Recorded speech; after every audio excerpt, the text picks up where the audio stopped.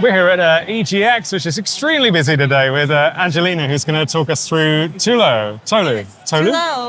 Yeah. That's how you pronounce it. Yeah. So this kind of looks unique. There's a lot of hand-drawn artwork. There's also photo scans, photogrammetry. That's yeah. right. Yeah. Can you take us through a bit about the game and a bit about how the artwork's been made? Yeah, so Tulou's about a grandma bricklayer who gets separated from her best friend, but she's really stubborn.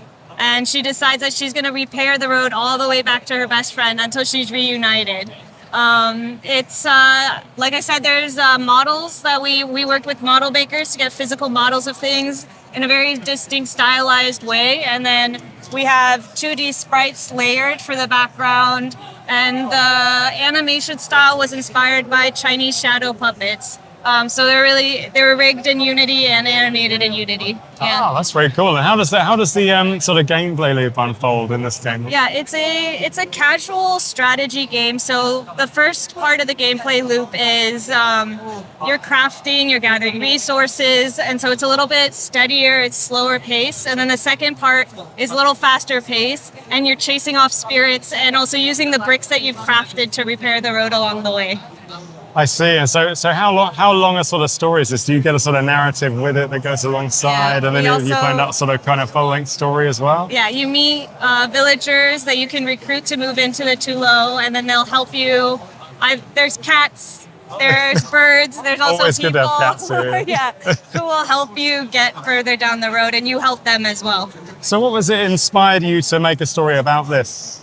It's multifaceted. I'm multiracial and multicultural, so it's about not really having a place to belong or having your friends always live in other places. And it's also about my grandma, so it's dedicated to my grandma. Yeah, it's amazing. And she had to move with us from China a few years ago, and I had frustrations that she couldn't live where she wanted to live in order to be taken care of. So I wanted to fantasize about a world where she gets to do whatever the hell she wants and gets to go where she wants to go. It seems like a sort of hand-drawn or handmade style really suits a kind of personal game like that as well. What was it that made you go for that sort of hand-drawn aesthetic? And what if you could take us a bit through that pipeline, because it sounds really interesting how you got it into the game.